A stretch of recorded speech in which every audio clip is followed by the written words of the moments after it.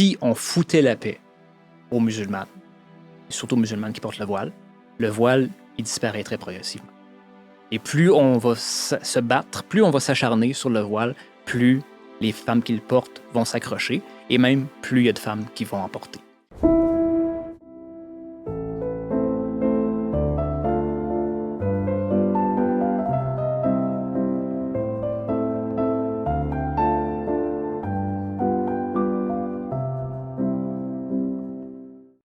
Bonjour à tous. Un mot pour remercier ceux qui nous soutiennent financièrement. C'est grâce à vous que le projet fonctionne, qu'on peut continuer d'aller de l'avant, d'approcher des gens et de se projeter à long terme dans ce projet-là. Si vous voulez nous soutenir justement, vous pouvez vous abonner de façon totalement gratuite au projet, mais vous pouvez aussi vous abonner sur Patreon, également sur YouTube. Il y a 2 options qui s'offrent à vous. Patreon, le lien est dans la description.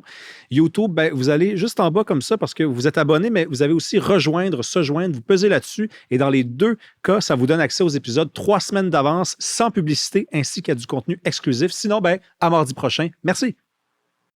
Bonjour à tous, bienvenue à un nouvel épisode d'Il reste du monde. Aujourd'hui, je peux dire, c'est réussi. Je reçois quelqu'un qui ne pense pas comme moi, en tout cas en théorie, on va vérifier. Alexandre Dumas, bienvenue à Il reste du monde. Merci. Tu m'as dit, avant qu'on s'installe, je pense pas que tu vas m'en vouloir de révéler ça, que ça allait peut-être déranger des gens que tu sois là. Je t'ai dit, garde ça pour la discussion. Je veux savoir c'est qui ces gens-là, sans que tu les identifies évidemment de façon précise, mais qui est-ce que ça pourrait déranger que toi, de gauche, tu puisses t'asseoir avec quelqu'un plus classé à droite?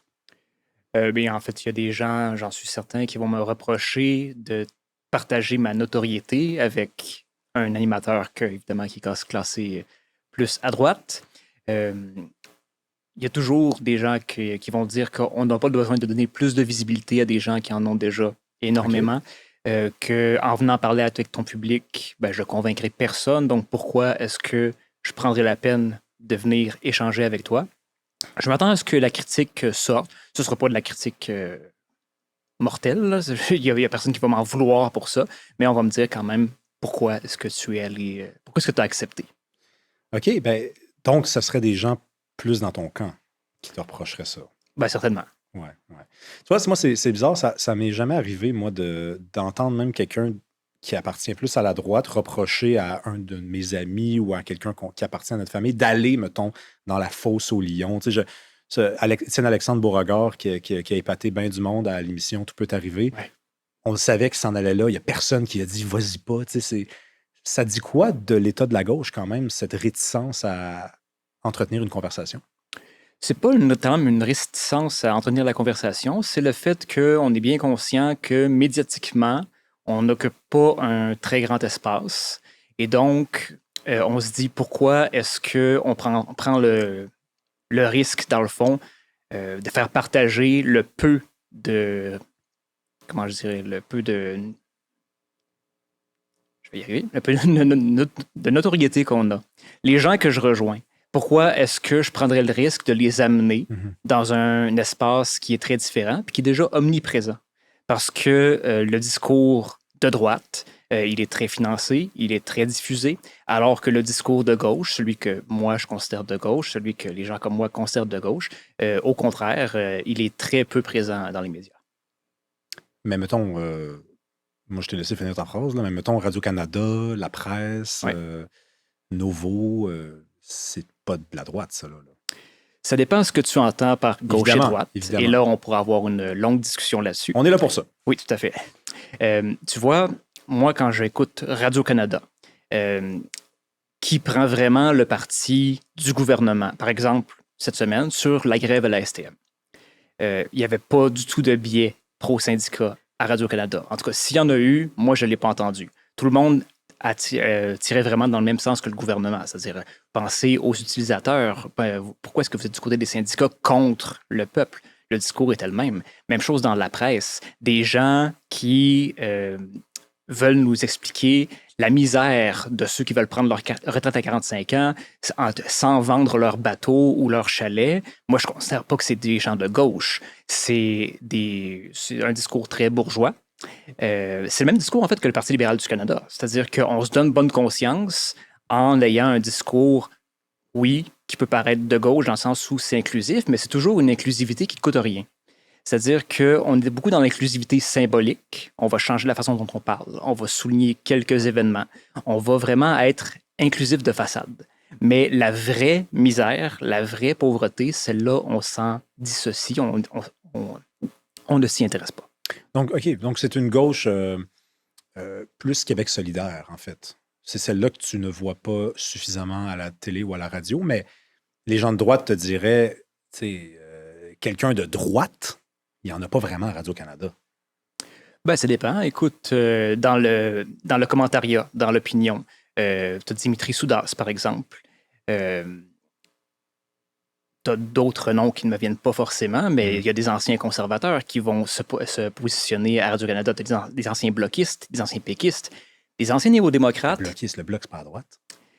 Ça dépend encore une fois du point de vue dont on se place. Je comprends. Mais tu vois, c'est un discours peut-être au moins à oser entreprendre parce que, tu sais, moi, de mon point de vue, les gens qui sont de droite à Radio-Canada, à part peut-être Dimitri Soudas qui serait peut-être le seul, mais quand on prend par exemple la perspective du Parti conservateur, c'est les gens de l'aile plus libérale du Parti conservateur qui se ramassent là. Alain Reyes, là, c'était le chef de campagne, le directeur de campagne de Jean Charest, pas de Pierre Poilievre. Tu sais. Donc, Dimitri Soudas est pas du tout dans le même clan conservateur que ne l'est Pierre Poilievre aussi. Tu sais. Donc, on est dans les teintes. On est dans les teintes. Christian Dufour, c'est ça le nom que je cherchais. Christian Dufour, ouais. Toi, tu as dit aussi une chose que je trouve intéressante. Tu as dit, les gens vont peut-être me reprocher d'être allé au balado de quelqu'un qui a déjà une notoriété. C'est de donner encore plus d'importance à ces gens-là. Moi, les gens qui suivent ce balado-là et qui ne pensent pas comme toi, je ne les ai presque jamais, je ne peux pas dire jamais, mais je ne les ai presque jamais lus à propos d'un invité que j'avais reçu de ton profil, voir que tu as invité ce gars-là, ou je ne suis pas du tout d'accord avec lui, c'est un maudit tabarnak de ci. Ils disent plutôt bravo d'avoir reçu telle personne et écoute, je ne suis pas du tout d'accord avec lui, mais j'ai découvert quelqu'un de bien, quelqu'un de sympathique. Fait que, tu sais, on dirait que même pour les gens plus classés à droite, le dialogue semble être possible. En tout cas, c'est pas une mauvaise idée qu'il existe, ce dialogue-là. Je ne veux pas parler contre tes auditeurs, tes amateurs. Pas une bonne idée, non. Mais, pas au début, en tout cas. Non, non mais disons, moi, j'ai regardé quelques-unes de tes entrevues pour me préparer. Et même si je sais que je ne dois pas le faire, je suis quand même allé voir les commentaires. Puis oui, des commentaires qui sont très négatifs et à la limite de l'insulte quand on ne tombe pas littéralement dedans. Oui, j'en vois. C'est possible que tu les vois moins. Par exemple, Louise Arel, entrevue que j'ai vraiment beaucoup appréciée d'ailleurs. J'en ai vu des commentaires disant « Madame Arel est perdue avec l'âge ». Ce genre de commentaires qui n'a absolument pas sa place, qui n'est absolument pas constructif. Donc, effectivement, je ne crois pas avoir lu « Vous n'auriez pas dû recevoir cette personne », mais par contre, des insultes gratuites, oui, il y en a. Ah, ça se peut. Je vais aller refaire un petit ménage dans mes commentaires, mais toi, tu es woke. Oui. Tu l'assumes. Oui. C'est pour ça que je voulais te parler, parce que à travers toutes les familles politiques, il y a toujours deux clans. Il y a ceux qui s'assument, ceux qui ne s'assument pas. D'ailleurs, des fois, on dit de quelqu'un, il est d'extrême droite, puis la personne, elle dit non, je ne suis pas d'extrême droite. Puis tu fouilles, puis tu te rends peut-être compte que la personne l'est, ou alors la personne ne s'assume pas. À gauche, il y a beaucoup de gens qui sont woke, qui disent, ben vous dites que je suis woke, j'ai pas dit que j'étais woke. Puis là, tu regardes la liste de ce que c'est que le wokisme, puis tu fais ça, Caroline, ça commence à faire beaucoup de cases de rempli. Toi, tu nous épargnes cet examen-là. Tu as parti un balado qui s'appelle Woke tant qu'il faudra. Oui. C'est quoi ta définition d'un woke? Je m'attache beaucoup à la définition traditionnelle, donc celle d'une personne qui est éveillée aux inégalités sociales et qui croit qu'il faut lutter pour les aplanir, en fait. Moi, c'est la définition à laquelle je m'en tiens. J'ai commencé à me définir comme woke après qu'on m'ait accolé l'étiquette énormément de fois, à partir du moment où Mathieu Bock-Côté a popularisé le terme au Québec pendant la pandémie. À chaque fois que je faisais une publication féministe, antiraciste, que je dénonçais l'homophobie, la transphobie, l'islamophobie, ou même des fois simplement une publication syndicale ou environnementale, invariablement, on va dire que je suis woke. Et là, à un moment, je me suis dit, bon, ben, visiblement, le wokisme, ça englobe toutes les causes pour lesquelles je me bats. Donc, plutôt que de chercher à me défendre, je vais l'assumer pleinement. Alors oui, ce que vous qualifiez de wokisme, je l'assume tout à fait et je serai woke tant qu'il faudra. Parce qu'il faut être woke. Ben, disons, quand on a à cœur justement ces causes-là, qu'on pense que l'inclusivité est importante, que chaque personne devrait se sentir partie intégrante de la société, on ne peut pas ne pas constater les luttes qu'il y a encore à mener.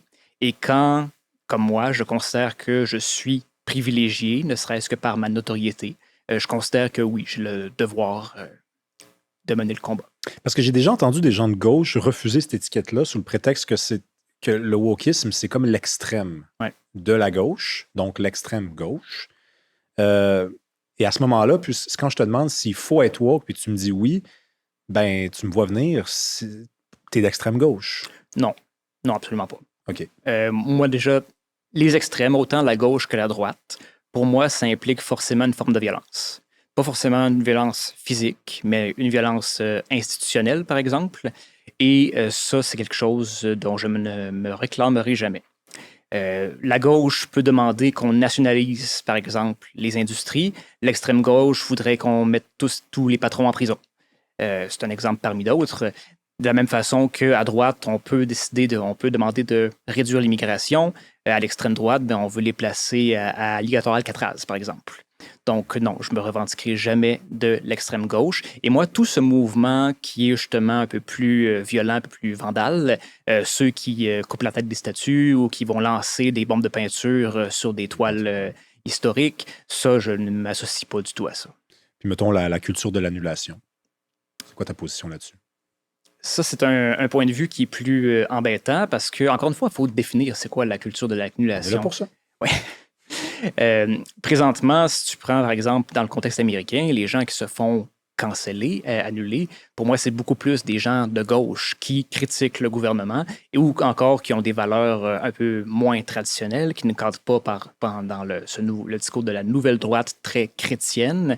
Donc, de ce côté-là, la cancel culture, pour moi, c'est beaucoup plus le fait de la droite que de la gauche, au moins aux États-Unis. Au Québec?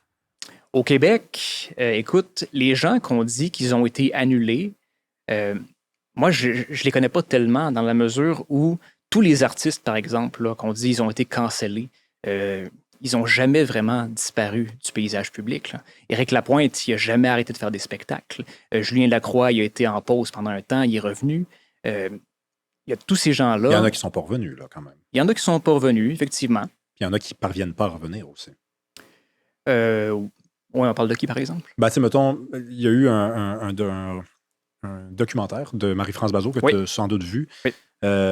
Bernard Adamus, par exemple. Bernard Adamus, lui, on ne peut pas dire qu'il est revenu. Là, il fait des shows devant 30 personnes. Mm-hmm. Puis c'est pas ce qu'il voudrait. Il voudrait faire des festivals. Il en faisait d'ailleurs avant que ça arrive, ce qui lui est arrivé. Oui.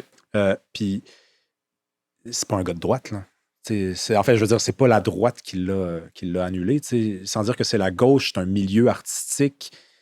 C'est un milieu médiatique. C'est plus la gauche qui est derrière ça. Non? Au Québec, la culture d'annulation, aux États-Unis, je pourrais te répondre qu'il y avait aussi des figures de la droite qui se faisaient annuler dans le temps de Joe Biden, là, mais pour certaines personnes à gauche, ça a commencé avec Trump, mais c'est correct, c'est un autre débat. Mais au Québec, la culture de l'annulation, c'est certainement pas un phénomène de droite, là. Ben, ça dépend dans la mesure où qu'est-ce qu'on considère comme de l'annulation. Les gens sont évidemment libres de faire ce qu'ils veulent, d'aller voir, de consommer les artistes qu'ils veulent. Moi, personnellement, je suis très mal à l'aise avec le fait qu'on considère que la notoriété, la célébrité, l'admiration du public, c'est un droit. Quand une personne se fait annuler, en fin de compte, elle se fait seulement ramener au même statut que monsieur et madame tout le monde. La plupart des gens ne peuvent pas aller se faire inviter pour plein d'émissions pour présenter leur œuvre. Donc, quand une personne perd ce droit-là, elle est seulement ramenée à ce qu'on pourrait appeler la normalité. La personne normale peut faire son travail normalement, oui. Mais l'artiste qui est annulé ne peut plus faire son travail. Fait que je comprends ce que tu veux dire. C'est-à-dire qu'il redevient un citoyen qui ne fait pas un travail qui le place sur une scène, mais son travail, c'était ça. Donc, s'il ne peut plus faire son travail, il n'y a pas le statut de citoyen normal. Il est en dessous de ce statut-là. Moi, je considère Pour que moi, là, oui, tout à fait, je comprends ce que tu veux dire. Mais je considère que la célébrité, c'est un privilège et que ça s'accompagne de certaines responsabilités. Moi, je suis très mal à l'aise avec le cas, par exemple, d'Éric Lapointe, parce que, avec le documentaire qui est sorti sur lui dernièrement, le fait qu'il est toujours là, j'ai vraiment l'impression qu'on dit on peut très bien avoir un comportement ignoble et, malgré ça, rester l'idole de toute une génération, avoir encore des centaines de milliers de personnes qui nous apprécient. Et l'autre côté de ça, c'est la défense qui est prise de ces personnes qui sont annulées, c'est-à-dire que on va beaucoup diminuer, relativiser les crimes, bon, les faits qui ont été commis. Et ce faisant, on vient un peu justifier, à mon avis, cette culture de l'annulation. C'est-à-dire que la seule façon, au final, que ces gestes ne soient pas glorifiés, ben, c'est peut-être de faire disparaître les gens qui les ont commis tout en étant dans l'œil du public. disparaître les gens, c'est quand même une formule forte, là. Disparaître du regard du public. OK. Pourquoi la gauche s'effondre? Puis, c'est même pas moi qui le dis, c'est beaucoup de gens de gauche qui s'en désolent, qui s'en plaignent, qui s'est rendu, tu sais, honnêtement, c'est presque même rendu statistique. Là, on regarde les sondages.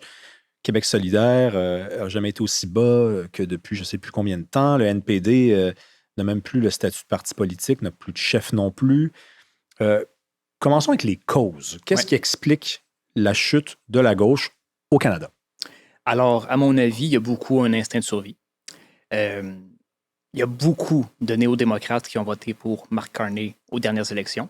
Pas tant parce qu'ils étaient d'accord avec son programme, mais parce qu'ils avaient vraiment peur de l'alternative. On a un système qui est uninominal à un tour. Donc, des fois, il faut jouer stratégique. Dans ce cas-ci, on avait extrêmement peur de Donald Trump et on a voté pour celui qui nous paraissait être la meilleure personne pour nous protéger. Je ne crois pas que ce soit vraiment un désaveu par rapport au programme de gauche du NPD en tant que tel. Et si je prends le cas québécois... qui est un peu différent. Hein? Qui est différent, oui, tout à fait. Juste dans le vote, c'était quand même pas la même chose. On voit un peu la même chose dans la mesure où plus le temps passe, plus on voit la possibilité d'un prochain référendum. Et je pense que l'axe fédéraliste, souverainiste est en train tranquillement de reprendre le dessus sur l'axe gauche-droite. Et on le voit très bien, ça fait mal à Québec solidaire, ça fait mal également à la CAQ et peut-être même au Parti conservateur. On se prépare à un duel entre le Parti québécois et entre le Parti libéral. OK. Ben, peut-être que j'ai mal posé ma question parce que pour toi, c'est une question. Quand je parle de l'effondrement de la gauche, tu n'es même pas dans les idées ou dans l'aspect culturel de la chose. Pour toi, c'est une question avant tout qui est politique et de l'ordre de l'échiquier politique. C'est un sujet, il y en a d'autres. Si je prends après l'effondrement culturel, je comprends qu'il y a un discours qui, malheureusement, rebute beaucoup de gens. C'est la préoccupation pour l'identité, que moi, j'assume complètement. Là. Je ne considère pas qu'on en parle trop, mais je considère qu'on en parle peut-être mal, qu'on le justifie peut-être mal. Et je comprends que pour une personne qui a de la difficulté à payer son loyer, qui a de la difficulté à payer l'épicerie, qui se demande s'il va travailler encore l'an prochain, je comprends que les enjeux de transidentité, de racisme systémique, une personne blanche, cis, hétéro, je comprends que cette personne-là, ces enjeux-là, ça peut peut-être ne pas l'intéresser. Après, j'ai l'impression aussi qu'on a un système médiatique qui est très adepte du sensationnalisme et que les enjeux plus économiques, ce ne sont pas les enjeux les plus vendeurs. Et donc, je pense que c'est très difficile pour la gauche d'attirer l'attention sur les inégalités économiques, alors que c'est extrêmement facile d'attirer l'attention du public sur les questions identitaires. Tu sais, j'ai peut-être une autre explication. Il fut un temps où moi, je suis encore à l'université, mais j'y vais plus parce que je suis au doctorat puis je peux faire ça de chez nous. Mais quand j'étais à la maîtrise puis au bac, j'étais en contact avec la jeunesse, et puis j'en fais partie. C'était une jeunesse qui était très de gauche, puis elle votait à gauche. Puis il y a un sondage vers le mois de septembre ou octobre qui est sorti. Et on posait la question à tous les Québécois, enfin, un groupe de Québécois, mais selon leur âge, pour qui ils voteraient aux prochaines élections. Et Québec solidaire est arrivé dernier chez les jeunes. Et je me rappelle avoir reçu Guillaume Clich-Rivard. Il n'a pas du tout aimé que je lui pose cette question-là, mais pour moi, en plus, il venait me parler de la jeunesse. Il avait envoyé un communiqué pour parler de la jeunesse, puis je lui ai dit en quoi vous êtes aujourd'hui les mieux placés pour nous parler de la jeunesse si les jeunes ne voteraient plus pour vous la prochaine fois. Là, on n'est même plus dans les questions est-ce que c'est le système qui met de l'avant des enjeux qui pognent plus sensationnalistes ou pas? Les jeunes, la base électorale de la gauche est rendue plus conservatrice qu'elle était progressiste. Qu'est-ce qui s'est passé? À mon avis, oui, effectivement, on voit que la jeune devient très conservatrice. Ils vieillissent puis ils passent à autre chose? Est-ce que c'est ça? Je n'ai pas cette impression dans la mesure où il y a énormément d'influence de la droite américaine, entre autres, chez la jeune génération. Les masculinistes, entre autres, qui sont de plus en plus populaires chez la jeune génération. Et je peux le comprendre tout à fait dans la mesure où il y a un discours quand même qui donne l'impression que ces jeunes-là n'auront pas d'avenir.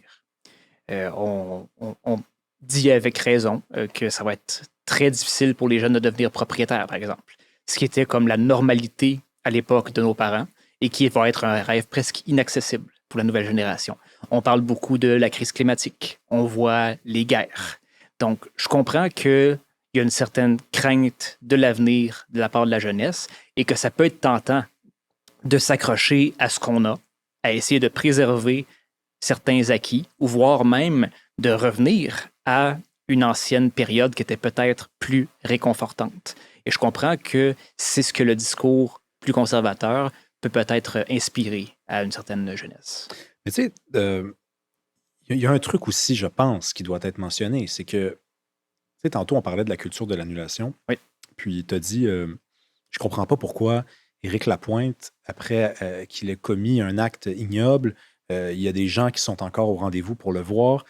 Puis je t'écoutais me dire ça, puis je me disais, peut-être que je me trompe. Puis il est là pour s'expliquer, mais il n'y a pas quelque chose aussi qui se passe à gauche depuis trop longtemps, c'est que vous faites partie d'un autre monde. C'est-à-dire, puis Ruba Gazal, elle va s'en vouloir longtemps, mais elle est allée à Cube cet été faire une entrevue avec Marc Boilard, puis je sais ce que tu as vu passer l'extrait où elle se fait demander par Marc Boilard qu'est-ce qui se passe? On dirait que le peuple vote plus, tu sais, les classes populaires votent plus pour vous. Et elle a répondu, tu sais, nous autres à gauche, je la cite à peu près, là, OK? Nous autres à gauche, tu sais, on est très intello, puis on a un certain vocabulaire, puis je pense qu'il faut qu'on descende de niveau. Puis moi, j'ai écouté ça, puis je me disais, quelle erreur, premièrement, elle vient de commettre sur le plan de la communication politique. Mais en même temps, c'est peut-être aussi le vrai qui sort, parce qu'elle revenait de vacances. Puis, tu me disais tantôt, les gens, ils ne devraient pas vouloir. Pourquoi les gens, ils continuent d'aller voir Éric Lapointe? Ben, peut-être que vous, la gauche, donc toi, mettons, puisque tu en fais partie, vous ne comprenez pas ce que le peuple veut. Puis vous vous êtes tenu à hauteur. Puis là, maintenant, ben, la droite, pour les bonnes ou les mauvaises raisons, a récupéré cette base électorale-là. Puis c'est la vie. Il faut juste réapprendre à parler aux gens, puis il faut réapprendre à comprendre ce qu'ils veulent, puis à les aimer aussi. Ça commence par l'amour du peuple. Oui, moi, j'ai pas l'impression qu'il y a vraiment une si grande déconnexion. Je suis d'accord avec toi que la déclaration était maladroite. Mais seulement maladroite ou pas l'incarnation de quelque chose d'autre? C'était peut-être mal formulé. Mais moi, j'ai l'impression, là où je trouve que c'est bien dit, c'est que d'un côté, on a des conservateurs, des gens de droite, qui arrivent avec des slogans qui sont extrêmement simples à comprendre. Des raisonnements qui sont extrêmement simples, des fois même simplistes, mais qui permettent d'abord d'identifier souvent une cause et de proposer une solution facile. Après, on a une gauche qui, oui, c'est vrai, est des fois plus académique. C'est vrai que des fois, à gauche, on va s'enfarger dans les mots. On va accrocher sur des termes, on va essayer de reformuler autrement. Puis c'est vrai que ça ne peut pas intéresser monsieur, madame, tout le monde. Je veux dire, même moi, ça ne m'aurait pas intéressé là, à une autre époque. Donc, c'est vraiment pas du mépris de ma part. Là, c'est simplement une question, pour moi, d'intérêt. C'est pas tout le monde qui s'intéresse à la politique là, au point de faire des analyses poussées du contenu. Donc, oui, à quelque part, le discours de droite est plus simple à décortiquer et c'est plus facile de cette façon-là à rejoindre les gens. Par contre, quand tu dis qu'on n'aime pas le peuple, moi, c'est là que J'ai pas dit ça. J'ai juste dit que ça commence avec l'amour, puis peut-être qu'il y a un amour à exprimer à nouveau. Mais je pense que tu aimes le peuple. Je pense que la plupart des gens aiment les gens. Oui. Honnêtement. Là, mais si tu n'aimes pas les mêmes choses que le peuple aime, peut-être c'est ça. Peut-être c'est juste ça. C'est pas une question d'aimer ou pas le peuple, mais René Lévesque disait, je me méfie des gens qui disent aimer le peuple, mais qui n'aiment pas les mêmes choses que le peuple aime. La gauche, tu l'as dit toi-même, tu as même utilisé un jargon particulier, les cis, pour parler des... Le peuple, il parle pas de même. Racisme systémique, le peuple est un peu écœuré d'en entendre parler. Le peuple, c'est pas juste les blancs, cisgenres, hétéros, c'est la majeure partie des gens. Ben écoute, je comprends que c'est une réalité qui est peut-être justement plus difficile de communiquer, mais c'est une réalité. Le racisme systémique, je comprends que ça rejoint pas les gens. Puis, je comprends, j'accuse personne en disant ça parce qu'il y a beaucoup de Blancs qui veulent pas entendre parler, mais il y a des Noirs aussi là, qui n'ont pas envie d'entendre parler de racisme systémique. Donc, c'est pas une question de couleur de peau. Mais il reste que c'est une réalité qui est vécue par beaucoup de gens au Québec. Et c'est une réalité que, à mon avis, il faut souligner, il faut mettre en lumière parce que c'est une réalité qu'il faut combattre. Je comprends que quand c'est une réalité qui ne nous concerne pas personnellement, on peut avoir l'impression que c'est un combat qui ne mérite pas d'être mené. Mais en même temps, c'est pas la gauche souvent qui amène ces sujets. Si on parle par exemple de transidentité, c'est pas la gauche qui attire l'attention là-dessus. Là. Quand on parle de transidentité, souvent, ça va être des chroniqueurs, des commentateurs qui vont déchirer leur chemise parce qu'il y a dans l'actualité une nouvelle qui parle d'une personne trans, même d'une personne qu'on pense être trans. Je pense à cette Iman Khelif, la boxeuse, qui a beaucoup trop fait parler d'elle là, par rapport à ce qu'elle voulait être. Donc, d'un côté, on essaie de défendre des personnes parce qu'on les juge attaquées, puis ensuite, on nous reproche d'en parler. Ça, c'est un peu un catch-22, dans le sens où il n'y a pas vraiment de bonne façon d'en sortir. Moi, je ne peux pas arrêter de parler de transidentité tant qu'il y aura justement autant de gens qui parlent contre les personnes trans, parce que je considère que j'ai une responsabilité. Ouais. Après, il y a des gens qui vont pouvoir me dire ben oui, mais arrête de parler de trans, ça ne nous intéresse pas. Oui, mais... Non, je comprends. Je comprends ce que tu veux dire.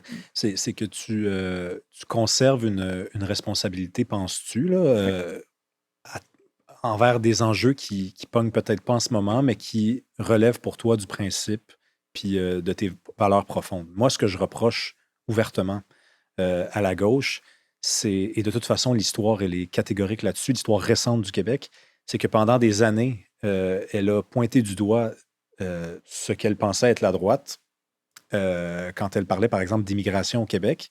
Et là, tu vas voir la plateforme de Québec solidaire, puis eux autres aussi, ils militent pour des seuils d'immigration moins élevés. Parce qu'à un moment donné, ils se sont rendus compte qu'ils étaient les seuls à ne pas en parler, puis ils se sont probablement rejoints dans une petite salle, puis ils ont dit, mais là, nous autres, on est-tu encore comme à défendre les classes populaires? Parce que là, tous les sondages disent que les classes populaires veulent ça.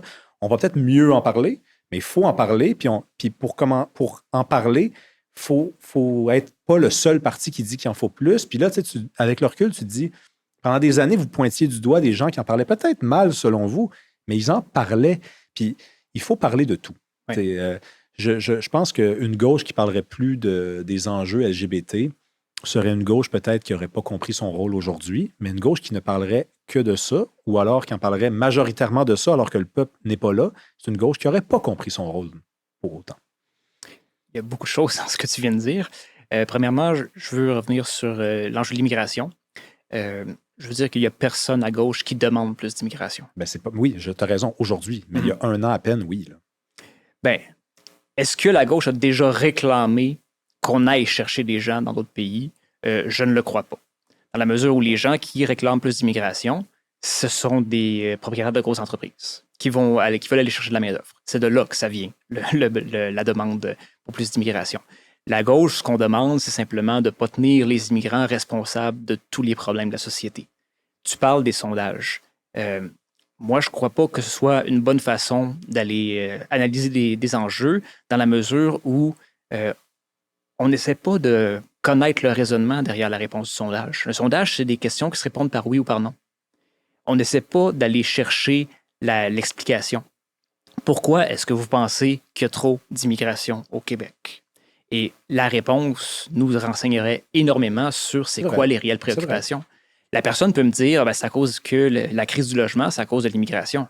Et moi, à ça, je vais répondre que non, il y a bien d'autres facteurs que ça. Mais je comprends après que la personne a entendu beaucoup de politiciens dire la crise du logement est causée par l'immigration, donc je veux moins d'immigration. OK. Qu'est-ce que tu penses du discours public, de la façon qu'on a, de part et d'autre, de s'adresser à l'autre, de nommer les choses, de se parler, le ton? Qu'est-ce que tu penses de l'état actuel des choses? Ben, ça dépend de l'espace dont on parle. Est-ce qu'on parle des médias? Est-ce qu'on parle des réseaux sociaux? Est-ce qu'on parle des rapports interpersonnels? Prenons les médias, par exemple. OK. Il y a certainement un discours qui est de plus en plus polarisant et qui est problématique parce que j'ai l'impression qu'on accorde beaucoup trop d'importance d'abord à la division gauche-droite et une tendance à diaboliser de part et d'autre une position parce qu'on l'attache à un pôle idéologique ou à l'autre. Et ce faisant, la discussion n'est pas possible dans la mesure où, justement, on ne cherche pas à trouver les motivations et donc on va les associer. Tu es à droite, donc tu es raciste. Tu es à gauche, donc tu es déconnecté. Et, Je préfère être déconnecté qu'être raciste, par contre. si c'est les étiquettes qui sont lancées de part et d'autre, tu auras remarqué que la droite est peut-être un peu plus élégante. C'est une façon de le voir. Par contre, quand... excuse-moi, j'ai perdu mon idée. Mais je te parlais du discours public. Tu me disais que, dans le fond, la gauche et la droite se donnent des étiquettes. Oui. Fait qu'à partir de ce moment-là, c'est difficile d'avoir une discussion s'il n'y a aucun des deux qui est bien avec le statut qui lui est attribué par l'autre. Oui. La discussion n'est pas possible à ce moment-là. Effectivement. Et moi, il y a quelque chose qui manque au débat public et que je pense qu'on devrait absolument réintégrer. Et là, ça, c'est autant dans les médias que dans les débats en personne et sur les réseaux sociaux. C'est simplement de reconnaître une certaine sincérité à la personne qui nous parle. C'est-à-dire qu'on a beaucoup trop tendance à aller chercher un agenda caché ou des motivations qui sont autres que celles dont on parle. Si tu me parles de telle façon, de tel sujet, c'est parce que tu es payé pour le faire. C'est parce que tu travailles pour un parti politique. C'est parce que tu as un agenda. Tu fais partie d'un lobby quelconque. Alors que non, on peut très bien croire sincèrement en une idée et la défendre parce qu'on y croit. On n'a pas nécessairement besoin d'avoir un agenda caché, mais j'ai l'impression que c'est de plus en plus inconcevable qu'on ait justement cette sincérité. OK, ça, c'est intéressant. J'ai jamais entendu ça. Effectivement, on attribue beaucoup des intentions aux gens. On les connaît même pas, en fait. Puis souvent, on dit, on les associe à un groupe. Tu travailles pour tel groupe. Donc, tu es forcément en train d'agir au nom d'un intérêt supérieur, mais dissimulé. Ouais. Mais j'ai tout vu. J'ai vu clair dans ton jeu. Il y a une phrase, moi, que j'entends souvent, puis je l'entends dans la bouche de plein de gens. Puis honnêtement, quand ça vient, malheureusement, de gens qui sont plus à gauche, ça me donne le goût de rire parce que la fameuse phrase, il faut qu'on se parle. Ouais. Faut qu'on se parle. Parce que moi, je trouve que ce qui se passe en ce moment au Québec, là, puis ça se passe aussi aux États-Unis, mais c'est plus tranquille ici. On est un peu peut-être tranquille. C'est comme si on s'était chicané, là, puis que tu avais le frère qui parlait plus à l'autre frère. Ça reste des frères. La solution dans ce temps-là, c'est faut qu'on se parle. C'est t'organises une rencontre. Ils sont en beau joie le vert, les deux, là. Ça se peut que ça se lance des assiettes au visage. Ouais. Mais, chose certaine, il y a une possibilité qui est une résolution du conflit s'il y a conversation. J'ai de la difficulté à recevoir des gens de gauche. Okay. Beaucoup de difficultés. J'ai démarré ce projet-là au mois de janvier. Il y a beaucoup de gens qui ne répondent pas au téléphone. Il y a beaucoup de gens qui ne répondent pas à mes courriels. Il y a beaucoup de gens qui me répondent non et de façon très bête. Je les nommerai pas. C'est pas intéressant de toute façon. Mais j'ai la mémoire longue. Les gens de droite acceptent tout de suite. Okay. Et vois-tu, moi, au début, je me disais, ils acceptent parce qu'ils n'ont pas la tribune, forcément, que les gens de gauche ont. Parce que les gens de gauche que j'approche, je les entends partout. Je les vois partout. À la limite, ils n'ont peut-être même pas le temps de venir ici. Mais toi, tu me dis que la gauche n'a pas de tribune. On a déjà eu cette discussion-là, on ne s'entendra pas là-dessus. La responsabilité pour résoudre ce conflit-là, pour descendre un peu la tension, ça ne passe pas par une conversation. Ben, tout à fait. Mais en même temps, je comprends que ce soit plus facile pour les gens de droite d'accéder à ton invitation dans la mesure où ils se disent à cette entrevue, je vais être en terrain ami de cette façon-là. Parce que tu te considères comme de droite. Moi, je suis classé à droite. Moi, je ne crois plus à ça, moi, la gauche et la droite. La preuve, écoute, on ne fera pas beaucoup de millage là-dessus, là, mais la raison pour laquelle je ne crois plus à ça, c'est que toi, tu me parles de la gauche depuis tantôt sur le plan économique. Mais la plupart des gens ne se définissent plus de cette façon-là aujourd'hui. La gauche et la droite, c'est l'identité, c'est les enjeux identitaires. Donc, c'est tellement éclaté comme forme que moi, je me considère plus conservateur. OK? Mais vois-tu, j'ai défendu Québec solidaire toute la semaine dans leur position face au ministre Jean Boulet. Je trouvais que Québec solidaire défendait un programme de gauche syndicale puis que je ne comprenais pas comment les autres partis pouvaient les trouver pas à leur place de faire ça. Donc, tu vois, je suis quand même un peu aussi à gauche d'une certaine façon, mais peu importe. Pour toi, donc, les gens de droite acceptent plus vite l'invitation parce qu'ils ont l'impression que ça va mieux se passer et les gens de gauche sont craintifs. Mais ça ne règle pas le problème. Parce que moi, j'arrête pas de dire que ça s'appelle Il reste du monde puis que je vais bien traiter les gens. Je suis rendu avec un catalogue, là, c'est-à-dire les gens peuvent aller voir les épisodes. Tu as fait cet exercice-là. Tu n'as pas eu l'impression que tu t'en venais te faire piéger. Ça fait 35 minutes que ça roule. Est-ce que je t'ai piégé à date? Ça va très bien. Ça se passe bien. Bon, tu pourrais répondre non aussi, mais... tu sais, à un moment donné, il n'y a pas comme un risque peut-être à prendre. Au nom du bien, puisqu'on veut se réconcilier. Ben, tout à fait. En même temps, moi, je le dis, je refuse qu'on pointe un camp en particulier. Tu critiques Radio-Canada avec... tu as tes raisons de le faire. J'ai beaucoup de gens là, qui vont refuser d'aller à Radio-Canada, même s'ils sont invités régulièrement, parce que justement, eux aussi se disent, je vais être en terrain miné. Ça va être... donc, il y a ça de part et d'autre. Après, oui, je conçois qu'il faut qu'on puisse discuter entre gens qui ont des opinions différentes, mais je comprends aussi que tout dépend du terrain, tout dépend des gens. Disons-le, il y a des gens d'un côté comme de l'autre avec qui le dialogue n'est pas possible. Et à un moment, il faut l'accepter. Moi, il y a des gens de droite à qui j'accepterais pas de parler. Parce que je sais que ce sont des gens qui font de la désinformation. Et je sais que le dialogue n'est pas possible. Un dialogue constructif qui cherche justement à échanger des idées, ça ne fonctionnerait pas, peu importe le terrain. Moi, j'ai accepté de venir ici parce que justement, j'ai vu tes vidéos, j'ai l'impression que tu es intéressé sincèrement à avoir un échange d'idées. Donc, je savais que en venant ici, je ne donnerais pas de munitions là, à quelqu'un qui cherche simplement qu'à miner ma crédibilité.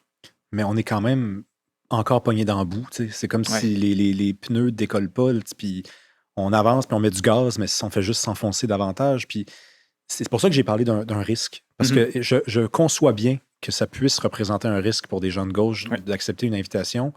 Mais à un moment donné, si la destination souhaitée par les deux camps est véritablement une réconciliation, la gauche doit peut-être accepter de ce risque-là. Parce que sinon, peut-être que la responsabilité de l'échec collectif, ça va être la sienne. Parce que la droite aura lancé des invitations et la gauche les aura refusées. Oui, je suis d'accord. Mais en même temps, la difficulté aussi qu'on peut peut-être avoir du côté de gauche, c'est l'impression, le sentiment que j'ai, entre autres, de représenter des personnes qui n'ont pas une voix. Et on ne veut pas donner à l'adversaire l'occasion de mousser son discours qui est hostile envers ces gens-là qu'on représente. Je reviens à ça, la transidentité, par exemple. Il y a des gens qui sont mal à l'aise avec toute la question des personnes trans. Et ces personnes-là, moi, je suis prêt à aller à leur rencontre. Puis même des fois, il y a des gens de gauche qui disent ces personnes-là, il ne faut pas leur parler. Parce que c'est des gens qui ne reconnaissent pas l'humanité. Mais moi, je me dis, ces gens-là, ce ne sont pas des militants, ce ne sont pas des gens qui détestent les personnes trans, c'est des gens qui ne les connaissent pas, qui ne comprennent pas cette réalité. Donc, ces personnes-là, oui, je veux aller à leur rencontre. Je veux leur parler parce que c'est comme ça qu'on va réussir à se comprendre. Mais il y a des personnes militantes qui ont fait vraiment de l'hostilité à la transidentité leur combat.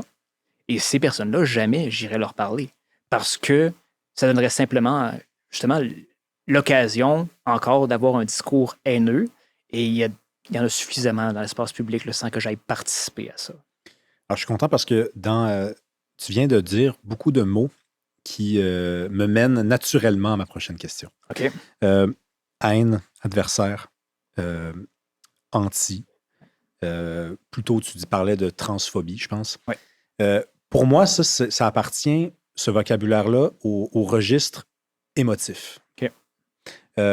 Surtout, je te dirais, haine, phobie, anti un peu moins. Là. Est-ce que tu trouves que les émotions et le ressenti et tout ce qui appartient au sentiment, ça occupe un rôle qui est normal dans l'espace public, dans le débat public?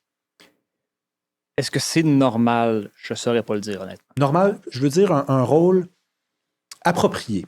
Est-ce que ça occupe la place et le poids? Est-ce que ça a le poids que ça mérite dans le débat public?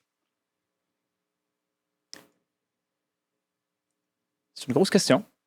C'est certain que quand on va discuter justement des enjeux d'identité, et là qu'on parle de groupes minoritaires ou qu'on parle d'identité québécoise, c'est des questions qui sont émotives, qui sont sensibles par définition. Je pense que tu es un peu jeune pour avoir connu le référendum de 95. J'avais 1 an. Oui. Mais donc, ça, c'est un bel exemple de période où l'émotion parlait beaucoup plus fort que la raison. Mhm. Je pense pas qu'il y ait beaucoup de gens qui aient vraiment voté en regardant des colonnes de chiffres puis en se disant, là, ça, rationnellement, c'est la position que je pense qui est la meilleure. C'était beaucoup émotif. Et donc, oui, si on discute d'identité, forcément, il va y avoir de l'émotion.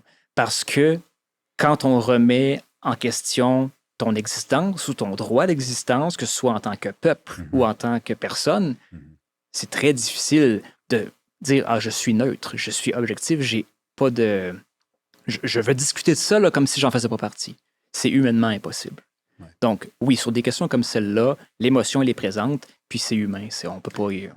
Mais ouais, OK, mais tu comprends un peu où je m'en vais, hein, parce que moi, j'ai l'impression que des fois, ça joue le rôle un peu d'une certaine forme de chantage. C'est-à-dire que tu parles avec quelqu'un et tu as été studieux, tu as étudié tes dossiers, et là, tu te fais dire « Ouais, mais t'es transphobe en ce moment? » Puis là, tu te dis « Ah non. » Puis même en réalité, au risque de te blesser, c'est surtout une question dont je m'en fiche. C'est-à-dire que c'est pour ça que je trouve qu'on en parle trop, c'est que je m'en fiche. Mais je suis rien contre toi. Tu peux vivre, tu peux faire tes trucs. Mais là, tu es rendu transphobe. Donc là, on est dans un registre où on se braque et les faits sont soudainement un peu moins importants. Je ne dis pas qu'ils ne sont pas importants, mais pour l'un des deux camps, on vient de rendre émotif le débat et la discussion. Et ça n'a pas toujours été comme ça. Tu sais, je me rappelle quand même, et tu vois, j'avais 1 an en 95, mais j'avais 15 ans il y a 15 ans. Puis il y a 15 ans, j'entendais moins les gens évoquer des arguments émotifs. Je me sens pas bien en ce moment, tu m'attaques, c'est anti, tu me brimes. Là, on dirait que c'est une façon très habile, et je pense que c'est plus à gauche que c'est utilisé, pour rendre le débat impossible.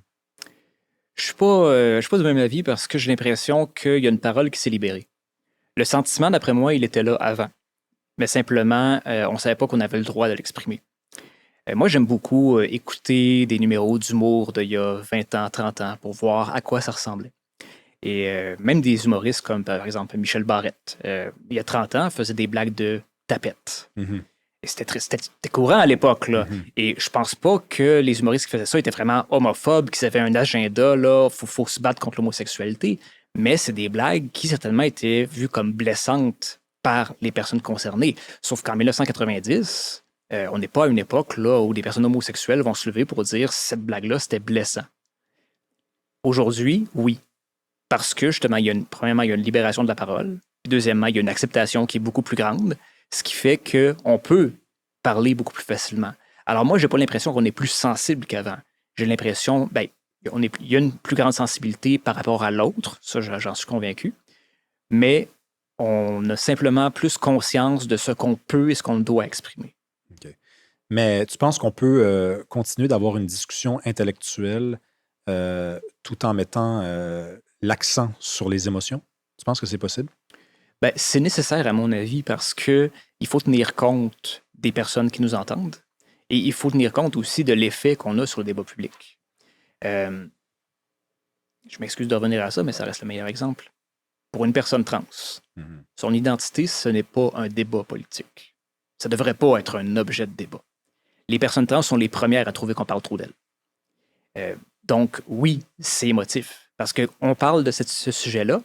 Moi, automatiquement, là, je pense aux personnes trans que je connais et qui, justement, sont dégoûtées du fait qu'on en parle autant, mais aussi le fait qu'il y a des personnes qui vraiment militent contre la reconnaissance de leur existence. Moi, c'est vraiment pas un sujet que je connais bien, là.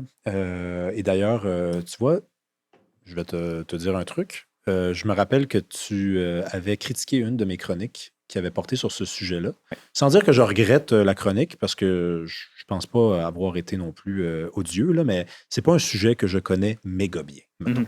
Puis, à l'avenir, peut-être que je vais me renseigner un peu plus. Mais tu sais, sur la question, tu dis que c'est pas une question politique pour les gens, c'est pas un débat politique, tu dis, Ouais. pour les gens qui sont trans.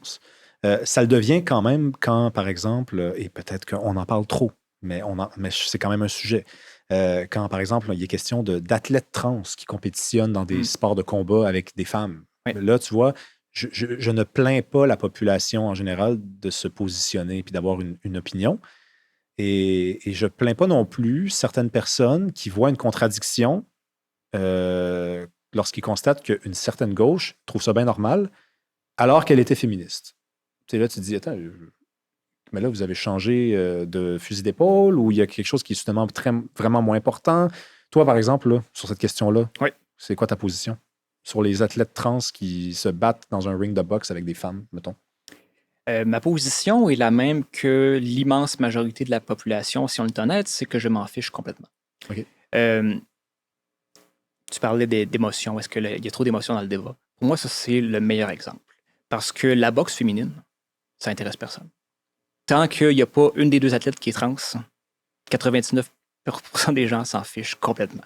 Mais du moment qu'on va leur dire, oh, une femme trans, là, tout à coup, là, on va s'intéresser à... Ben, c'est de moins en moins vrai, là, parce que là, il y a des athlètes, il y a des boxeuses féminines qui sont rendues à se battre sur des grosses cartes internationales là, Oui. en ce moment. Mais historiquement, oui, là, effectivement, ça Ouais. intéressait moins les gens.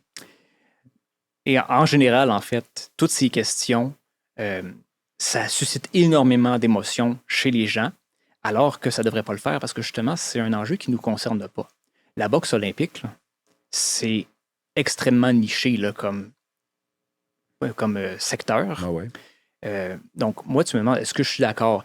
Je ne considère même pas que j'ai les compétences pour me positionner là-dessus. Est-ce que biologiquement, est-ce que d'un point de vue médical, c'est acceptable? Est-ce que ça, c'est vraiment des questions qui devraient être réfléchies, d'après moi, par les experts, des gens qui ont étudié la question, qui ont vraiment une connaissance, une maîtrise du domaine, beaucoup plus que par un chroniqueur ou des commentateurs. Mais si au bout d'une recherche sérieuse, Oui. On constatait que l'athlète trans est injustement fort dans la mesure où il est doté d'une force supérieure à la moyenne des femmes et que c'est même dangereux pour la femme, est-ce que ça serait transphobe que de faire ce constat-là après une recherche?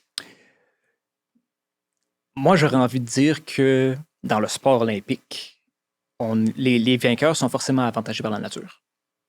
Il n'y a pas un athlète là, qui a réussi simplement par la force de la volonté. Mike Tyson ne serait pas d'accord. Non, mais dans le sens que... Il a dit « I don't believe in talent. Ouais. I only believe in work. » Les athlètes qui se rendent au sommet avaient des prédispositions, forcément. Moi, j'aurais eu beau m'entraîner là, à partir de l'âge de 12 ans, là, je serais jamais devenu champion du monde de course simplement parce que mes jambes sont pas assez longues. Donc, pour moi, la question des athlètes trans, oui, je comprends tout à fait qu'il peut y avoir une frustration. Puis je l'ai partagé, honnêtement, là, ce sentiment-là. Je l'ai vu, moi, une vidéo qui avait beaucoup circulé sur une athlète trans en Grande-Bretagne là, qui était arrivée première et avec une grosse longueur d'avance là, sur tout le peloton de femmes. Ça n'a pas d'allure, ça. Et oui, quand j'ai vu ça, je me suis dit, oh non, mais ça, c'est horrible. Et là, je pensais seulement à toutes les athlètes qui étaient en arrière et là, tous les efforts. Donc, oui, je le conçois tout à fait, le sentiment. Mais ça reste que c'est un sujet qui est tellement sensible, d'un côté comme de l'autre, que ça me désole que ça soit autant présent dans l'espace public. Mm-hmm. Parce qu'on a, de toute évidence, on ne peut pas avoir cette discussion-là de façon respectueuse. Mais tu as vu quand même, c'est pas pour te mettre sur le grill, là, mais je te pose une question, puis tu me dis c'est tellement sensible, donc, puis là, finalement, si on faisait un résumé de ce que tu viens de me dire, tu n'as pas vraiment de point de vue sur la question parce que tu dis c'est trop sensible. Puis on revient à la question que je te posais, c'est que l'émotion rend le débat impossible. Après, on n'est peut-être vraiment pas les deux meilleures personnes pour trancher cette question-là. Mhm. Mais c'est pas mon intention. J'ai pas l'intention qu'on passe 5 minutes de plus même sur cette question-là. Mais c'est un peu souvent ça. Ça revient souvent, tu sais, le racisme systémique. Ouais. J'ai entendu beaucoup de gens dire, vous êtes... on parle de racisme systémique, puis il n'y a pas de noirs autour de la table. Puis là, tu dis, oui, mais je pensais que c'était une question scientifique, puisque c'est une question de l'ordre des sciences sociales. Donc, s'il y a quelqu'un qui peut venir témoigner de son expérience, ça va devenir soudainement beaucoup plus intéressant. Mais ça devrait être, puisque c'est une question intellectuelle, tout le monde pourrait pouvoir en parler en ce moment, que l'on soit noir ou blanc. Puis à la limite, je veux dire, si la personne noire n'apporte que son ressenti et son vécu, là, on vient de corrompre la discussion ou alors de la polluer puisqu'elle était d'ordre intellectuel et elle devient soudainement émotive. Donc, j'ai souvent entendu ça. Là. On peut pas. Vous êtes à l'aise de parler de cette question-là? Il n'y a pas de noir autour de la table. Mais ça, c'est l'émotif qui prend le dessus sur l'intellectuel. Je suis pas d'accord avec toi dans le sens où l'intellectuel non plus n'est pas objectif. Les préoccupations que toi et moi, on va avoir vont être différentes de celles d'une femme ou de celles d'une personne noire. Simplement parce que d'un côté, oui, il y a notre vécu qui n'est pas le même, mais les gens qu'on connaît également, on ne vient pas du même milieu. Le meilleur exemple que je peux donner de ça, c'est en Inde. À partir du moment où... Dieu, tu nous amènes loin. Oui, on s'en va loin. L'Inde qui, traditionnellement, a un gros problème de viol collectif. Ah oui, ça c'est sûr. Bon. Du moment où les femmes ont commencé à siéger sur les instances politiques, sur les conseils de village, sur les gouvernements étatiques, au même rythme, l'accès à l'eau potable s'est amélioré. Ça peut sembler avoir aucun lien à première vue, mais pourquoi? Parce que il y a tellement de femmes qui se faisaient violer en ayant juste cherché de l'eau au puits. Et ça, visiblement, les hommes qui étaient autour de la table, même s'ils étaient plusieurs, même s'ils venaient de plusieurs milieux différents, visiblement, il n'y en a pas ou il n'y en a pas beaucoup qui avaient cette considération-là à l'esprit. Il a fallu que ce soit des femmes qui se retrouvent dans les instances pour que là, on commence à en parler. Même chose pour ici avec la personnalité juridique des femmes. Pour qu'une femme mariée puisse avoir ses droits, il a fallu attendre qu'il y ait une femme ministre qui entre au gouvernement. L'équité salariale, c'est les femmes qui ont porté ce dossier-là. Donc, c'est pas seulement une question d'émotion puis de ressenti, c'est vraiment parce que ces personnes apportent un point de vue différent et un point de vue nécessaire. Si on a un comité de sages sur le racisme systémique, par exemple, et qu'il n'y a personne sur le comité qui n'a jamais expérimenté d'aucune façon, qui connaît probablement très peu de personnes qui l'ont vécu aussi, bien forcément, il y a un biais. D'abord parce que... Attends une minute, Alexandre, je vais devoir t'arrêter parce que s'il y a un comité de sages sur le racisme systémique et que l'objectif, mettons, c'est d'en reconnaître la validité, mettons, parce que je pense qu'on est encore rendu là. Hein. Toi, tu nous parlais d'un fait là, puis d'une réalité, mais c'est pas un consensus du tout sur cette question-là. Si on fait un comité de sages qui a pour objectif de statuer si ça existe ou pas, tu viens quand même de dire il faudrait qu'il y ait quelqu'un qui l'a vécu. Oui, mais on ne reconnaît pas a priori que ça existe. Donc, pourquoi ça prendrait quelqu'un qui vient nous dire que ça existe comme étant une réalité? Moi, je veux qu'il y ait des gens racisés. Je déteste ce mot-là. Je trouve ça dégueulasse. Ça nous ramène 100 ans en arrière, mais bon, peu importe. C'est un mot auquel tient beaucoup de gens, apparemment. Moi, je veux qu'il y ait des gens de toutes les origines, mais si tu me dis que ça prend quelqu'un qui lui, ne se fera pas une tête, il vient, puis il est boqué là-dessus, ben pas forcément, non. Ça ne prend pas forcément cette personne-là, si on est là pour réfléchir. Ben, si on est honnête, je pense pas qu'il y ait beaucoup de gens au Québec un peu informés qui n'ont aucune opinion sur le racisme systémique ou sur le racisme en général. Ben là, c'est pas la même question. Là. Non, mais... Sur le racisme en général, je pense que 100% des gens ont une opinion là-dessus. Le racisme systémique, c'est un débat. Oui, tout à fait. Qui n'est pas clos. Mais ce que je dis, c'est qu'on a une opinion là-dessus. Pour ou contre, on a une opinion là-dessus. Donc, moi, je ne crois pas qu'on puisse arriver à une table avec 5 personnes, blanches, noires, peu importe, qui vraiment n'auraient pas d'opinion là-dessus et se diraient seulement « je vais uniquement considérer les faits qu'on me présente parce que moi, je n'ai pas de biais ». On a tous une opinion. Pourquoi est-ce que je trouve important d'aller chercher des gens qui peuvent avoir connu cette réalité parce qu'ils ne l'ont pas forcément connue? Ce n'est pas tous les Noirs ou toutes les personnes racisées qui considèrent avoir été victimes de racisme systémique, mais simplement d'apporter un point de vue différent. Parce que le blanc, par définition, n'a forcément jamais expérimenté le racisme systémique, en tout cas pas dans un sens négatif.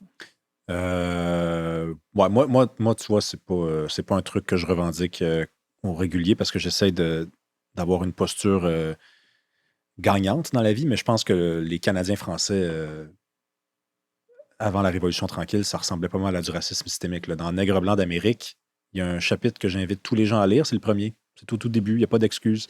Pierre Vallière cite les travaux de Laurando Dunton et les Noirs américains étaient scolarisés d'une année de plus que les Canadiens français avant la Révolution tranquille. Donc, ça devait être ça aussi du racisme systémique, là, je présume. Mais bon, on est passé à autre chose. Le discours identitaire, Oui. Ça, c'est un truc sur lequel tu interviens beaucoup. Oui. Si je voulais même faire un jeu de mots, je dirais que tu dégaines aussi vite que D'Artagnan. Alexandre Dumas, auteur des Trois Mousquetaires. C'est pas la meilleure. On te le fait souvent, je pense. Ouais, hein? Oui. Qu'est-ce que tu reproches et à qui dans la formulation du discours identitaire? Qui parle mal d'identité au Québec et pourquoi on en parle mal? Ben d'abord, la définition même de l'identité. Pour moi, on ne s'entend pas là-dessus. Et en fait, c'est que de mon côté, je ne considère pas que notre identité soit menacée, ou en tout cas, elle n'est pas menacée par ce qu'on nous présente comme des menaces. À un moment, l'islam est devenu visible au Québec. Et du jour au lendemain, on a décidé que l'absence de signes religieux, en tout cas de signes religieux vestimentaires, faisait partie de notre identité. Alors qu'à l'époque où on a commencé à parler du voile, les commissions scolaires étaient encore confessionnelles. On enseignait encore l'enseignement religieux à l'école. Donc, pour moi, clairement, on ne parlait pas de laïcité à ce moment-là. C'était vraiment une hostilité à l'islam, à la visibilité de l'islam. Quand le Parti québécois a fait sa charte des valeurs, qui sont appelées la charte des valeurs québécoises, ce que je trouve qui était une erreur en soi, Pauline Marois l'a reconnu d'ailleurs. Ça aurait dû s'appeler la charte des valeurs? De laïcité. La charte de la laïcité. Ah, la charte des laïcités. On a vraiment fait de cette position une question qui divise parce qu'on a décidé il y a des gens qui sont québécois de par leurs valeurs, il y a des gens qui ne le sont pas. Les gens qui portent des signes religieux, par définition, ne sont pas québécoises. Et ça, pour moi, c'est un problème immense. Pourquoi est-ce que... Mais je pense pas que ça a été dit, ça, par contre. Qui a dit que les gens qui portaient des signes religieux n'étaient pas québécois? Ben, ça n'a pas été dit textuellement. Ben, c'est important quand même, là. Mais c'est le message. Parce que si on considère que l'absence de signes religieux, c'est une valeur québécoise, bien forcément, la présence de signes religieux, c'est contraire aux valeurs québécoises. Oui, mais ça, je suis d'accord. Ça, je suis d'accord que c'est le signal qu'on envoie, effectivement, si on dit qu'une valeur québécoise, c'est la laïcité, puis que la laïcité est définie comme telle. Mais ça ne veut pas dire, parce que tu ne respecterais pas l'ensemble des valeurs québécoises, que tu es exclu de la citoyenneté québécoise. Il faut être honnête, là, parce que moi, j'ai jamais entendu quelqu'un dire... là, je parle de quelqu'un dans l'espace public là, qui a un rôle et une fonction et une importance, une notoriété. J'ai jamais entendu quelqu'un dire que les musulmans n'étaient pas des Québécois. Là. Mais d'un autre côté, justement, on arrive au point plus émotif. Du moment où tu décides qu'une question comme celle-là, c'est une valeur québécoise, tu limites énormément le débat. Parce que tu décides que ça fait partie de nous. Et donc, le débat n'est plus possible. Dans la mesure où, et je le vis régulièrement, si tu contestes cette valeur de la laïcité, tu es multiculturaliste, tu es canadien, tu es fédéraliste, et donc tu n'as plus le droit de parler au nom des Québécois ou en tant que Québécois. Tu es un agent infiltré d'un autre groupe, d'une façon ou d'une autre. Je te jure que j'ai reçu un message cette semaine de quelqu'un, je ne dirais pas c'est qui, évidemment, qui disait que tu étais un agent infiltré. C'était ça, pour le coup, tu n'as pas inventé ça parce que j'ai reçu ce message-là. Ben, ça ne m'étonne pas. Ça serait bon que mon deuxième, après Alexandre Cormier-Denis, ce serait mon deuxième agent infiltré de la GRC. Mais OK, c'est important ce que tu dis. Donc, tu dis, si on statue qu'il y a telle valeur au Québec si tu ne les respectes pas, tu n'es plus québécois. Mais là, Alexandre, tu fonctionnes par ricochet un peu parce que les mots sont importants. Oui. Si tu me disais que telle personne a dit ça, j'aurais de la difficulté à défendre l'intégrité de cette personne-là. Mais là, tu déduis des trucs. Là. C'est pas ça que tu fais? Ben, on déduire. Des fois, le discours parle, sans aller vraiment au sens des mots littéralement. Il reste qu'il y a un message qui est envoyé. Le message, il est perçu. Pendant le débat sur la commission Bouchard-Taylor, le débat sur la Charte des valeurs, le débat sur la loi 21, on a assisté à une montée, un discours très hostile à l'islam et très décomplexé, et pas juste verbalement, mais il y a des femmes musulmanes qui se faisaient agresser physiquement là, dans le métro ou dans les lieux publics. Au Québec? Au Québec. Ah bon? J'ai pas entendu parler de ça, moi. Oui, il y a une femme, entre autres, qui s'était fait arracher son hijab dans le métro. Okay. Il y a des épisodes comme ça qui avaient... Donc, oui, il y a un message qui est envoyé, même si ce ne sont pas les mots qui... Et c'est la façon aussi qu'on gère le discours. C'est-à-dire que les journaux nous rapportent quotidiennement, pas présentement, là, mais à l'époque, nous rapportent régulièrement, justement, des incidents islamophobes qui sont perpétrés. Et il n'y a pas beaucoup de tentatives de la part du milieu politique pour calmer le débat. Et ça aurait dû être fait, à mon avis. Moi, je vais toujours me souvenir de la commission sur la Charte des valeurs où Bernard Drinville, qui était le ministre responsable, entendait les témoins, les uns après les autres, et qui exprimaient des préjugés là, très, très négatifs envers l'islam. Et moi, à ce moment-là, je me dis, ah ben, c'est la démocratie, hein, on laisse les gens s'exprimer, puis à partir de là, on se fera une idée. Puis là, arrive, je pense que c'était un collège catholique de Montréal, qui était opposé à la Charte des valeurs et qui avait dit, qui avait comparé en fait le Parti québécois au parti de Franco en Espagne. Donc, ce qui était encore une fois une énormité. Mais là, le ministre a pris la parole pour dire, oh, un instant, là, je pense que vous allez loin un peu. Et donc, tu trouves qu'il s'interposait dans le dialogue avec la population lorsque ça faisait pas son affaire, mais il avait laissé, dis-tu, des trucs un peu indécents circuler de l'autre côté. Oui. Et ça, c'est autant le Parti québécois à l'époque que la CAQ aujourd'hui, c'est-à-dire qu'on on nourrit un discours qui est hostile à l'islam et on se lave les mains des excès qui en découlent. Et c'est la principale problématique que j'ai avec ce discours-là. Mais mettons, si je te dis que je pense ne pas me tromper en avançant ceci, la majeure partie des Québécois, je ne sais pas si c'est 51 ou si c'est 95, OK? Mais la majeure partie, sont mal à l'aise avec le voile islamique. Okay. Si je te dis ça, mettons, pas la kippa, pas la croix dans le cou, pas le turban, le voile islamique, pas parce que c'est l'islam, pas parce qu'il y a eu les attentats du 11 septembre, mais parce que c'est juste la femme qui le porte. Et il y a des interprétations du Coran qui indiquent que la femme occupe un rôle inférieur que l'homme selon la religion musulmane. Si je te dis tout ça, c'est une supposition évidemment, est-ce que tu vois un problème avec le fait que la population puisse soutenir cette position-là? J'ai un problème, oui, dans la mesure où j'ai l'impression qu'on n'a jamais vraiment pris le temps d'essayer de comprendre. On n'est pas allé à la rencontre de ces femmes-là, qui sont pourtant très présentes dans notre société. Elles sont nombreuses dans nos écoles, dans nos CPE. Elles jouent un rôle très important. Et malgré ça, on leur... Qu'est-ce qu'il aurait fallu faire pour aller à leur rencontre? Parce que tu as parlé de la commission tantôt. Ouais. Est-ce qu'elles sont venues? Ben oui, certainement.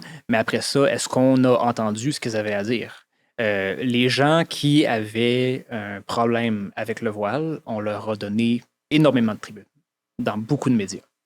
Les femmes qui portent un foulard, il y a eu Dalila Awada à l'époque qui s'est beaucoup exprimée et qui en a souffert énormément. Elle a été beaucoup harcelée sur les réseaux sociaux au point où elle a arrêté de s'exprimer publiquement parce qu'elle n'en pouvait plus de ce harcèlement.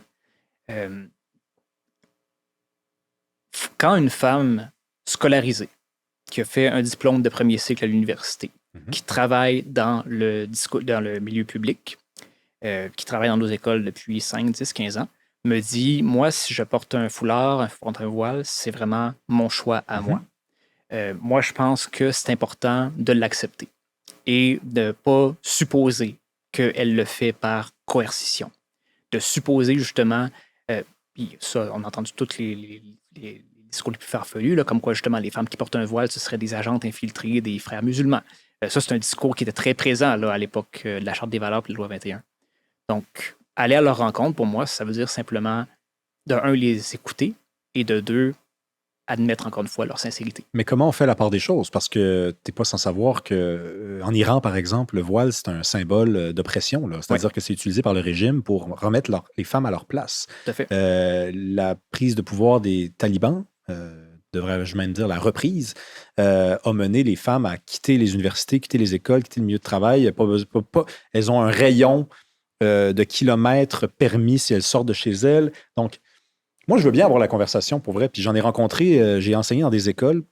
Puis il y avait des femmes qui portaient le voile, qui avaient des personnalités fortes. Là. Tu sais, c'était pas des filles, elles baissaient pas les yeux quand elles me voyaient. Là. Puis elles rentraient dans la salle pour venir, mettons, m'emprunter un crayon, quelque chose comme ça. Puis elles cognaient, puis elles rentraient. Tu sais, c'était des Québécoises, là. Tu sais. Mais il y a aussi toutes les autres. Oui. Toutes les autres qui sont d'ailleurs souvent musulmanes, qui disent mais vous vous faites tellement avoir ici parce que vous êtes bon, gentil, inclusif, à l'écoute. Mais là-bas, c'est un problème. Puis ici, ça deviendrait un symbole de libération. Comment on fait la part des choses? Ben, d'abord, il faut admettre que ce que les femmes, même les Iraniennes, réclament, ce n'est pas l'interdiction, la disparition du foulard de l'espace public. Non. C'est la liberté de le mettre ou non, premièrement. Ensuite, on est dans un pays libre, justement. On n'est pas dans une de ces théocraties.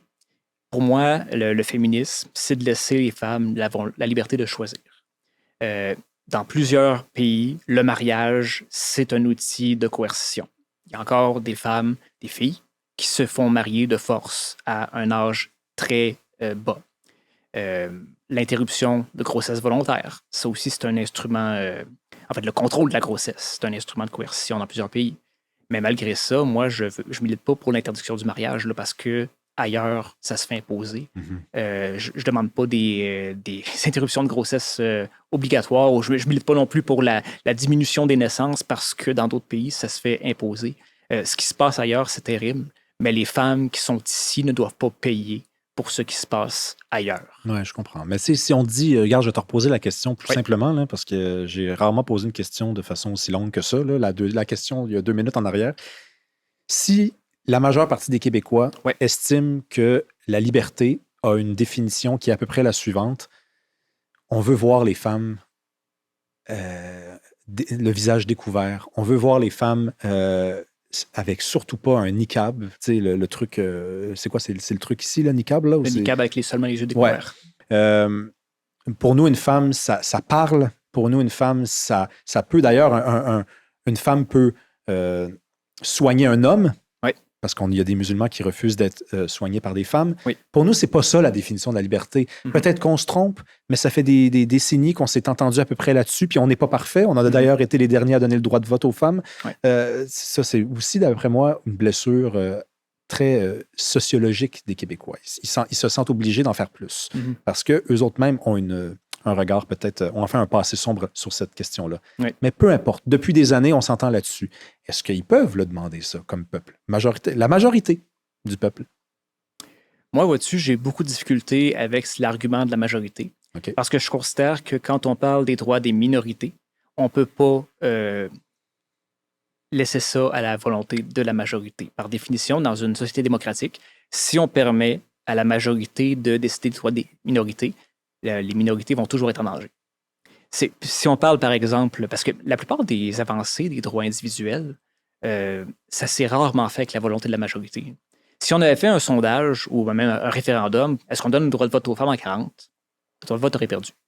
Est-ce qu'on décriminalise l'homosexualité en 69? On aurait perdu. Et c'est souvent le cas. Donc, à mon avis, il faut aller plus loin que des sondages et la volonté de la majorité. Parce que, encore une fois, on ne sait pas à quel point les gens qui prennent position ont vraiment pris la peine de se renseigner avant de prendre position. Est-ce que les gens se sont vraiment demandé pourquoi est-ce qu'il y a des femmes qui portent le voile? Puis, mais c'est pas un peu condescendant? C'est-à-dire, c'est pas un peu... tu sais, de dire les gens sont pas informés. Les gens, si on leur disait les choses différemment, ils auraient une vraie opinion. Là, ils ont une humeur.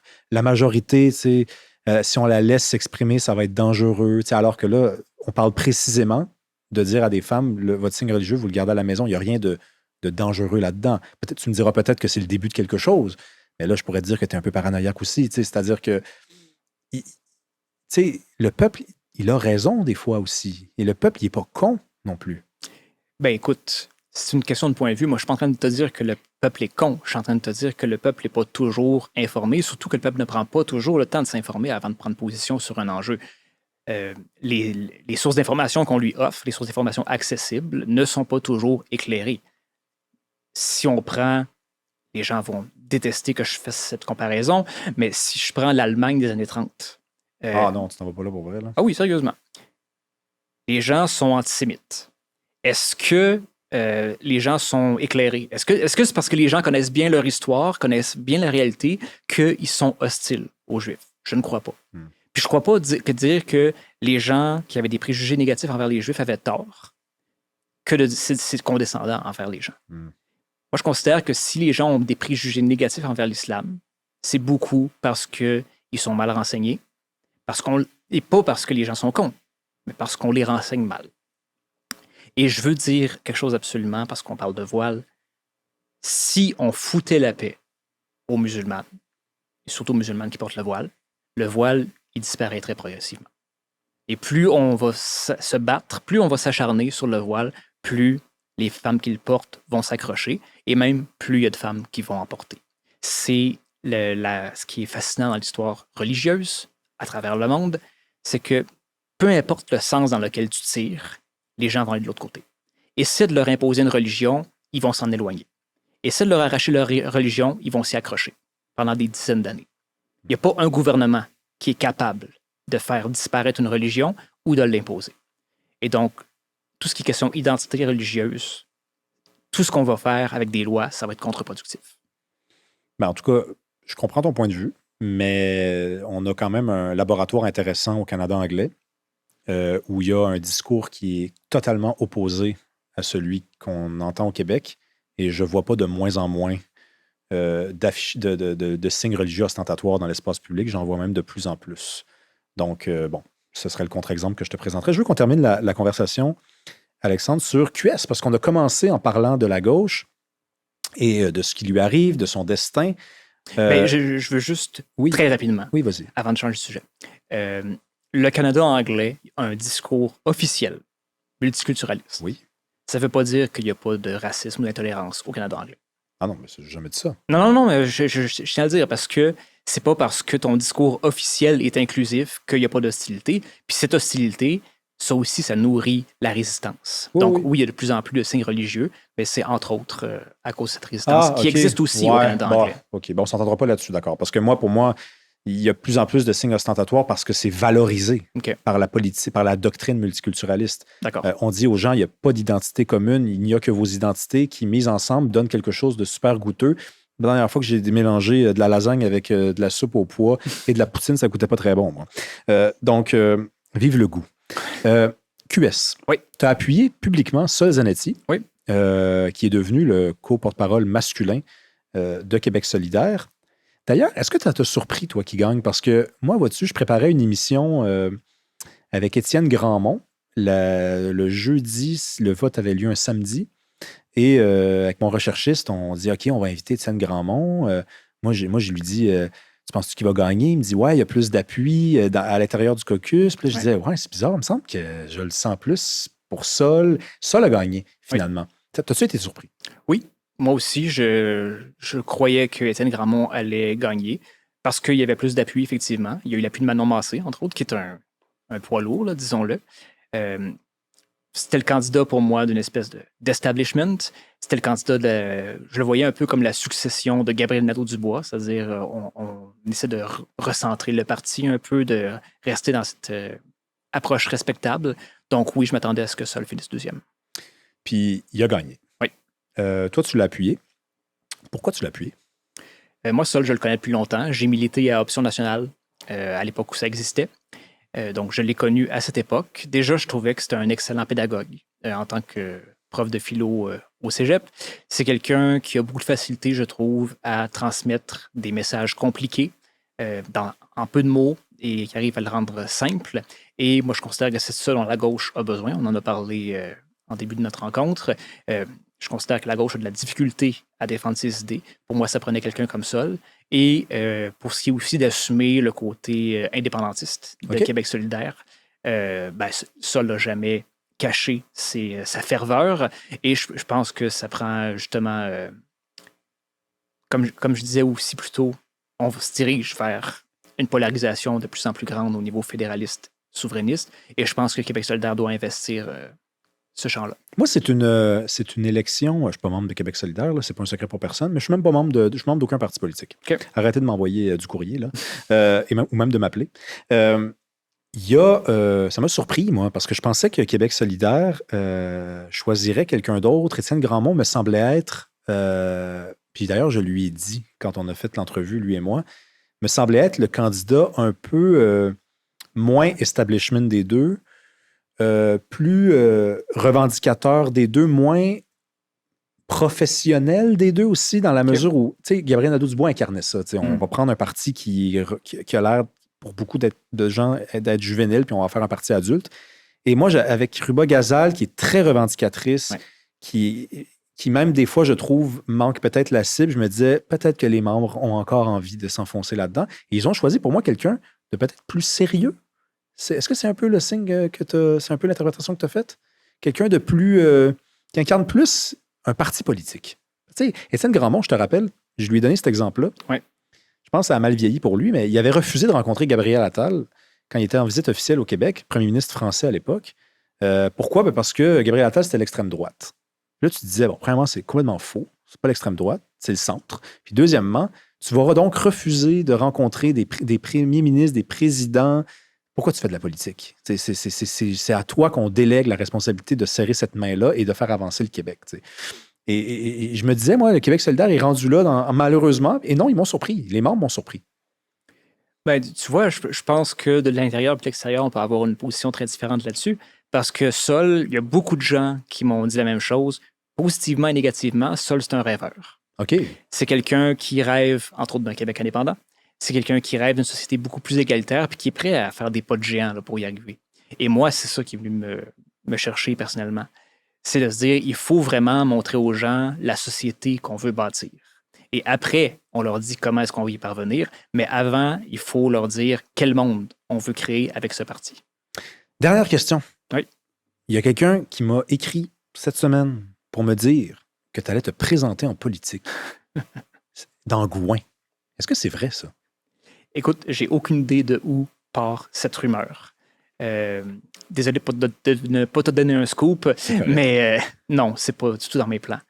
Moi, j'ai écrit un livre sur la ligne de parti au Québec de la Confédération de nos jours et j'aurais beaucoup de difficultés à contrôler mes prises de parole, à tenir un discours officiel. Moi, j'apprécie énormément la liberté que j'ai. C'est pas dans mes plans de faire de la politique. Fait que tu confirmes que ça t'intéresse pas? Non. Merci beaucoup d'avoir été là. Est-ce que ça s'est bien passé? Oui. Pas absolument. Besoin de passer par l'infirmerie? Non. Merci à vous d'avoir été là. Ben, écoutez, si vous aimez ce qu'on fait, il y a plusieurs façons de nous soutenir. La façon la plus facile, c'est de vous abonner à la chaîne, de commenter, de partager, d'en parler. Le bouche à oreille, ça fonctionne encore aujourd'hui. Sinon, il y a deux façons de nous soutenir financièrement. Ça nous aide et ça nous garantit, et ça vous garantit des épisodes à l'avenir. Il y a sur Patreon, le lien est dans la description. Sinon, vous nous rejoignez sur YouTube. Ça vous donne accès aux épisodes 3 semaines d'avance sans publicité, ainsi qu'à du contenu exclusif pendant 3 mois. Merci, à mardi prochain.